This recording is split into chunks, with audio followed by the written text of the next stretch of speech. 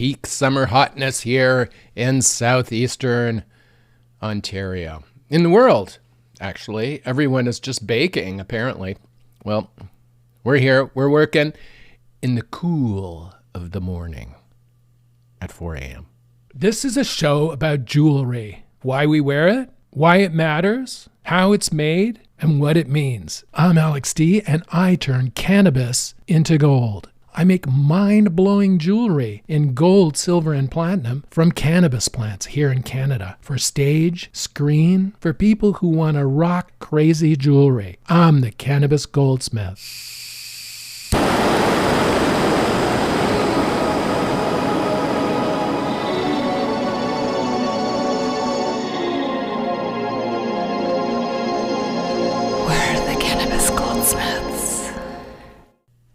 So on Monday night, I went to the Spencerville Agricultural Society meeting and turned over the belt buckle that I had designed for them over to their treasurer, to their president, who turned it over to the treasurer.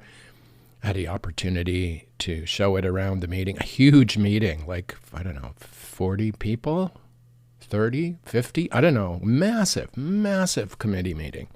Anyway, I had the opportunity to walk it around the room and show it to people, which gave me great joy, I have to say, as a designer and an artist.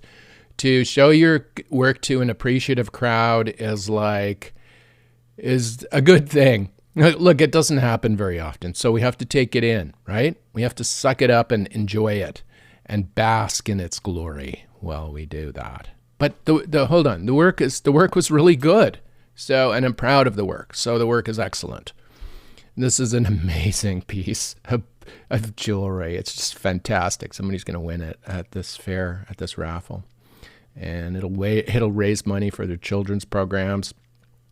It'll show, hopefully, artists in the area that what can be done in this area of southeastern Ontario. Now, they asked me, Mrs. Dillabo asked me at the fair, at the committee meeting. She said, "Can you say a few words about the buckle at the opening ceremonies?" And I said, "Yeah, no problem." And then I started thinking, this gives me a whole month to get nervous about it, about my 1 minute speech or my 2 minute speech on stage at the opening ceremonies. Everyone's going to be there. The whole committee, politicians, all the politicians, the federal ones and the provincial ones, everyone is going to be in that room. And there was 50 people there on Monday. There's going to be a lot more on opening. See, I'm already getting nervous about it. But I'm just going to put it aside.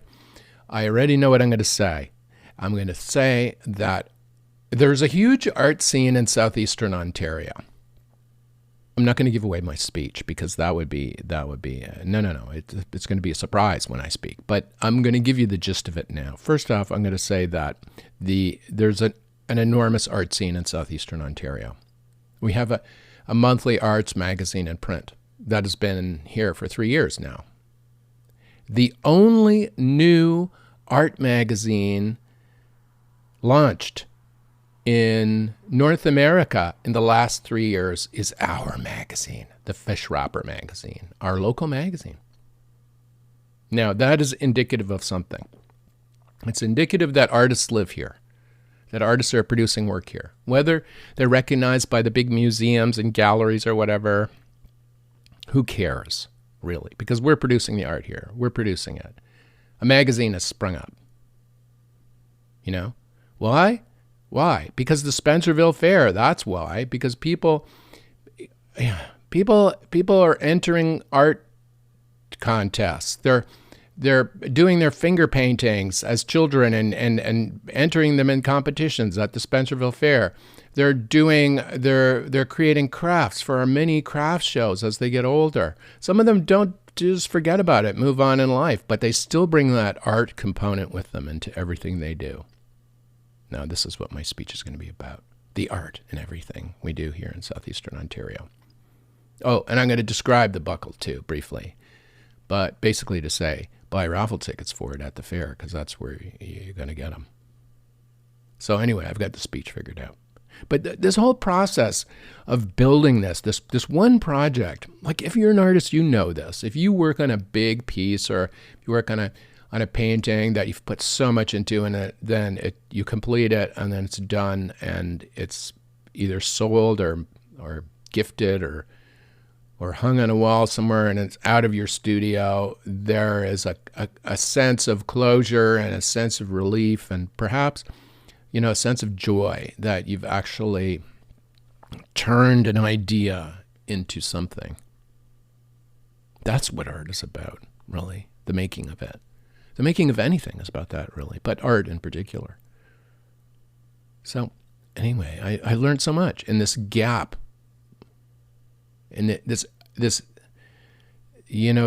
some space after this is done, after the painting is gone, after the pottery is out of the kiln and gone to the museum or client or whatever. There's that space, and that space is nice because the ideas, everything you learned during the project, you can stew and sort out and come up with new ideas and stuff. And this is what I'm doing right now.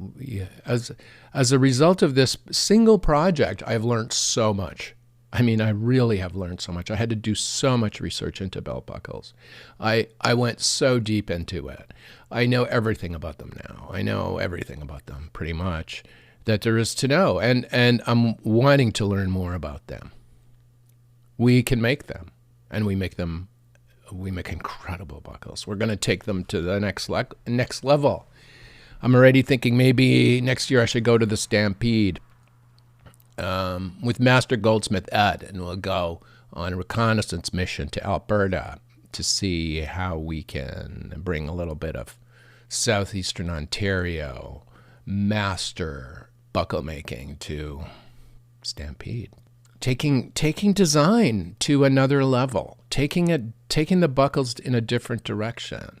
I'm thinking, look, what I learned here is that the buckle might be mired in tradition. Sometimes we get these, tradition is great. I love tradition. I love the fact that we have tradition because it holds us together as a culture and as a community, right? But sometimes we can get mired in it. And design is something you don't want mired in tradition.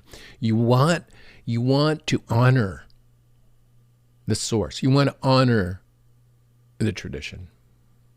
But you don't want to just keep rubber stamping it out into the future. You want to modify it a little. You want to fluff it out. You want to make it better. You want to make it grander, bigger, bolder. You want to make it more blue. Maybe, add some texture to it. This is what artists and designers do. They perpetuate tradition in new ways with different materials, with different looks, but it's there. The tradition is there. And I'm thinking, the belt buckle has been so mired in cowboy culture that it's trapped the design. And when you learn about buckles, you learn that much of the design of the Western trophy belt buckle rests on Hollywood, which no longer exists. The Western movie is what really, really blew up the Western buckle. But that's myth. That's not real, And the world has moved on. So I think the buckle can move on. While honoring the Western past, we can make incredible modern belt buckles for today and for the future.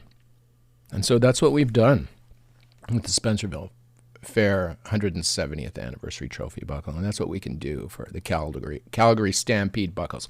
Something that will turn heads, that will blow minds. A buckle that you walk into a room and everyone's wearing these basically the same sort of shape buckle, Western buckle, and then you come in with something that's like, holy crap, what is that? Like, that is amazing. What the heck? Like, this is the reaction you want. This is the reaction you want to create, right? You want impact. You want to make impact with your fashion, even if it's a small thing. On, they make impact with the hats, right? With the boots, but we can make it with buckles, and we will. So, during this whole process of creating this one project, I've learned God, I've learned so much. I've learned about the buckles. Then I redesigned our site at tribe.ca to feature buckles. We're going hard for buckles. And we're making them in Canada, and we're sending them around the world. And I should add, there's something else happening here too. I think something's going to happen to U.S. culture as an export commodity. I think it's losing its value quickly, very quickly. You know, as the disturbance in the United States grows larger, the political disturbance and their politics seem to be getting very insane and banana republic.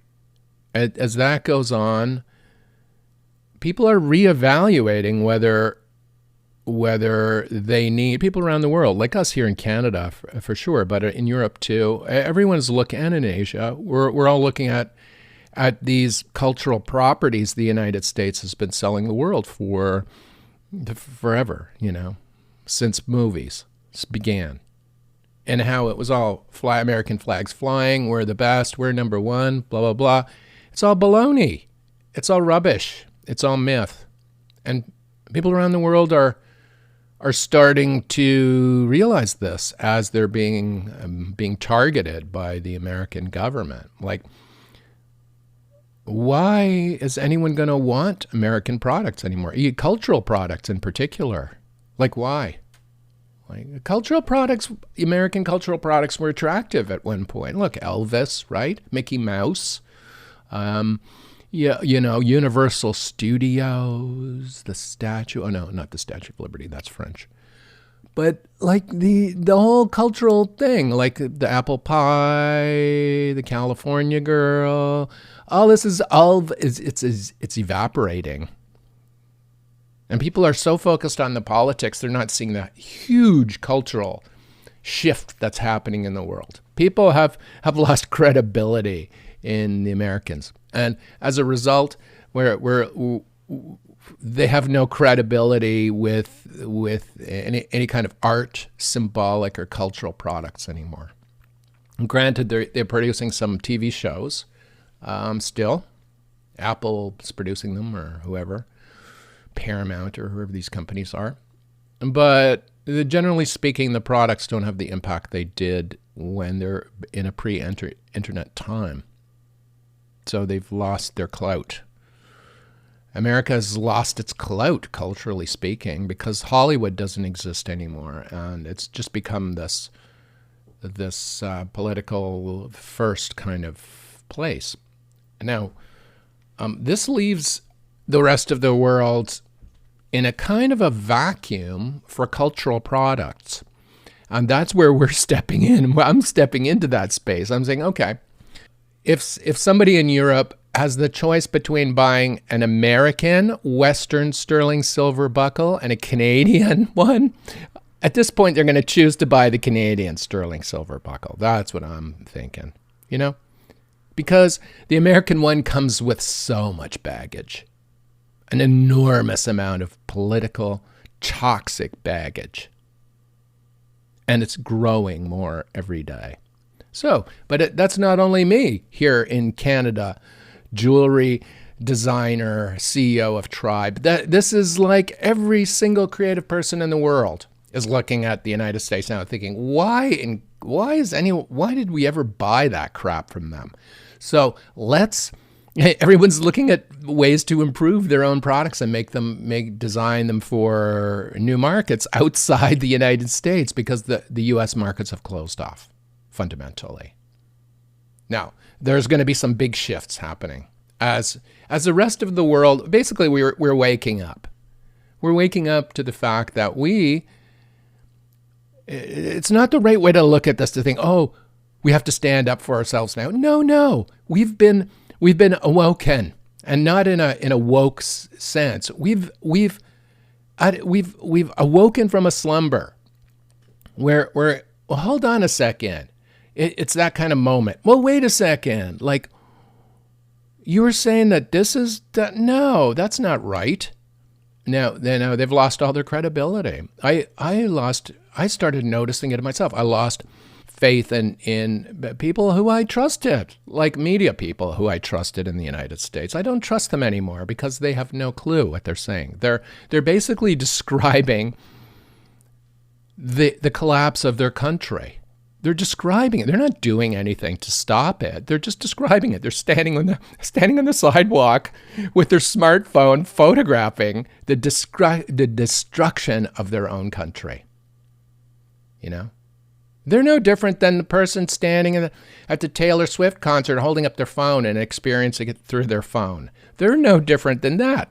Someone like Kara Swisher, for example, who I had great respect for. I still do in a way. She's kind of dawdling now, right? She's dawdling into her retirement, doing book interviews basically now she's doing. But at one point she was a strong journalist, not anymore. You know, they're basically all standing there with their smartphones pointed at the fire that their country has become. You know? So, okay, everyone in the world is realizing this is happening now. All the pundits in the United States are all describing it to themselves. Nothing is changing, and it's just getting worse. There are only two outcomes I see for the United States. They either become an authoritarian republic. There's no going back now. They've destroyed trust internally and externally. There is no going back for them. There's only two alternatives I can see. Either they're going to be kind of a Hungary, but worse, kind of a banana republic Hungary, or they're going to be a white Haiti when finally, if the Americans stand up against what's happening in their own country, then it's going to turn into a white Haiti, just mayhem in the country. So these are not. Granted, this will be an amazing place for culture to effuse from.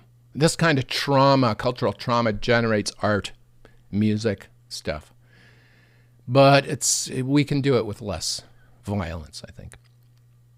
Anyway, they've got their hands full, and we're moving on. We're moving on. We're growing away from them. Why should we even listen to the lunatics? We're moving on, we're designing, we're working, we're creating our products to sell to the world.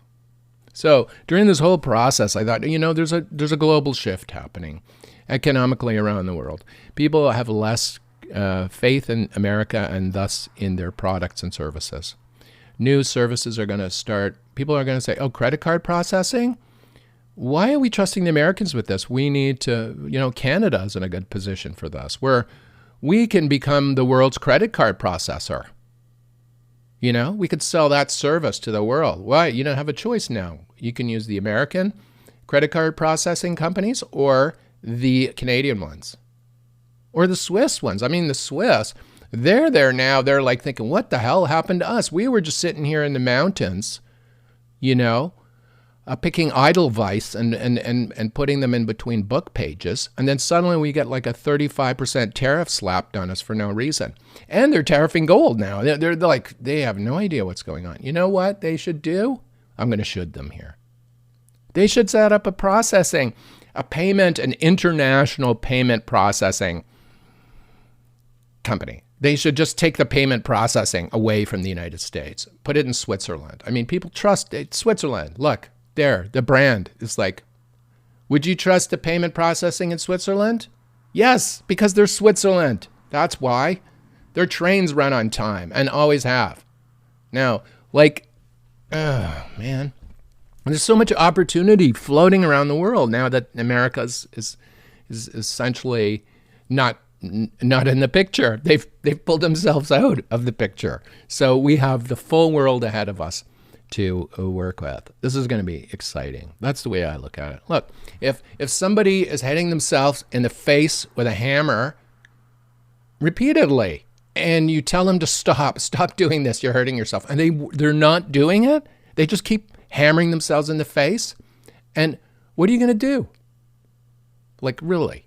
I'm not going to restrain them. I don't have that skill. I can suggest they not hit themselves in the face with a hammer repeatedly. But if they're going to do it, well, I guess it's up to them. Anyway. All right. So what I learned during this whole project is I learned that I always knew we had the capacity at Tribe to make anything in precious metal. Our designs are fabulous. So we can do anything, but we really can do anything. That's what I learned. I also learned video. I started using, as I mentioned here, I started learning how to use Resolve, which is going to help with the documentary film that I'm producing about the Tribe magazine photography and the book. It all works together. All the learnings as an artist, all the stuff you learn during the creation of one project can be used in other projects. This is the beauty of it. You take the learnings with you. I learned how to cut a 90-second video. Now you're thinking that, oh, big deal. But I didn't know how to do that before. I had no idea. Okay, maybe I did, but using some software that did all the work for me, I had no idea what was actually going on. And then I used DaVinci Resolve, and I had to learn it. It took me a whole week to put a 90-second video together. You know, it started off at 5 minutes long. Nobody's going to sit through a 5-minute video, so I kept on cutting it and cutting it and cutting it and cutting it. And what I learned is that in that editing process is how to communicate better, how to focus on the most important things when in a critical time, like a video, where you only have 90 seconds. What are you going to say? You know, this kind of thing. It forces you to think and consider and eliminate the fluff, and then work on focus what you want to communicate to the person, because ultimately that's the goal. You want to pass a message on. It's communication, video, social media, you know, seeing somebody in person and talking to them. It's communication. So I learned so much about that. It's helped me a lot. So the learnings from this one project have been really quite profound, I think. So anyway, there's a bit of a gap now, and I'm going to use the gap. I've already used it last night. I refreshed our main domain at tribe.ca to focus on buckles. I am working on another design right now, made of cannabis seeds arranged in a flower, in a 60s flower pattern for a belt buckle. That is going to be really nice. And then I'm working on what I'm calling Project F. Project F is a pitch I'm working on that I'm going to pitch a politician. I'm pitching a politician a belt buckle. Now, I'm not going to give away who it is just yet. You could probably guess, but I'm going to pitch a politician a belt buckle, and I am going to design it, and I've got the idea in my head now. It's already designed, but anyway, the pitch is key. How to get them to commission it. And so I'm starting to think about that. And now this is another result of this fair project. You know, when you get a good project, you get a good painting, you get a good writing piece you're happy with or whatever. And when the project closes, when it's done, there's all you can just don't sit on your laurels, mind you. Not that I would ever do that, but just sit in that for a second and feel that the aura of completion, that you've completed that, and now you can move on to the next thing and bring all the knowledge with you into the next thing. So that's the kind of feeling I have today. I'm going to go for a good breakfast. I haven't been out, really. I've been so locked down on this thing for so long, learning and getting up at 3 in the morning and cutting videos and throwing them in the garbage. And it's just been an enormous job, but so much fun. So today I'm going to have a good breakfast, and then I'm going to go into the studio and do design, because I have this 60s kind of vibe buckle that I'm working on. and another one that I'm going to pitch the politician. And I figure out the pitch for that. So that's today's job here at Tribe. So you're thinking it's like, oh, we just have to trade with each other. We'll have to figure it out. I mean, how hard can it be? We've figured stuff out before, right? Haven't we? Let's figure this out too. The artists are the people here who can make a difference in the world. And I think we process all this. We mulch out all the stuff in the world and turn it into beauty. That's what artists do. We're like the little slugs in the garden that munch out the leaves and turn it into compost that creates the most fabulous tomatoes you've ever eaten. That's what artists do. Some of us are recognized, we get famous like Picasso or whatever, that dude. But most of us just create art because we have to, and we have to process. Like, I suppose, like the little slug in the garden who was chewing the dead leaves and turning it into great compost. I mean, this is what we do. We process society and turn it into art pieces, sculptures, belt buckles, whatever we do. Okay, so to wrap up, what I've learned today is that the United States is now being fenced off, essentially, in the world mentally, and by most of us around the world. We're creating barriers, mental barriers against them. Now, eventually, it'll probably turn into physical barriers, but right now, people are saying, no, we don't want to have to deal with these people anymore. That's basically it. That's the sense around the world. Now, they themselves think that they are so much in demand. They are the best. We're number one. When I hear this in their podcasts, like, we're the greatest nation in the world. We're the biggest in the whatever. No, they're not. They think they are, but they're not anymore. It's finished. The myth, the Hollywood myth, all that it's over. Everyone realizes that, except, I guess, the Americans. But anyway, in that, this podcast has been primarily about that. In that lies opportunity for all of us. And let's take it. Let's move on. Let's make amazing things. The things that we've always wanted to make, but somehow we had to make other stuff to please American. Facebook, Meta, Instagram, or whatever the hell, they set the tone to determine what the rest of the world, well, pivot to video. No, you need to make videos now out of your podcast in order to get traffic. No, we don't. We don't need to do any of that. We do what we want. That's what we have to do. We have to make our art, and we have to make it for ourselves and for our own country and for our own people and for the world. Not for the Americans. I mean, God love them. But if they keep hitting themselves in the face with a hammer, eventually, I guess they'll stop or maybe they'll just keep doing it. I don't care anymore, really. I really don't. So what we're going to do? What are we going to do? We're going to have a good breakfast. We're going to go and we're going to work on the next designs. We've got the webpage has been rejigged. The whole idea about a project completing is that it opens space up for something new to develop. And this ideas are bubbling even now. Thanks for listening. See you next week. The Cannabis Goldsmith is produced by Tribe Communications, Inc. in the Thousand Islands area of Ontario, Canada. We recorded in our studio in southeastern Ontario along the St. Lawrence River, where we can see America across the river. Subscribe to the Cannabis Goldsmith wherever you get your podcasts. Follow the show and tell your fellow artist friends about it. It's the only artist podcast coming to you right from a studio every Wednesday morning. We'll see you next week on the Cannabis Goldsmith. Oh, if you want to reach me, send me an email, alexd@cannabisgoldsmith.com.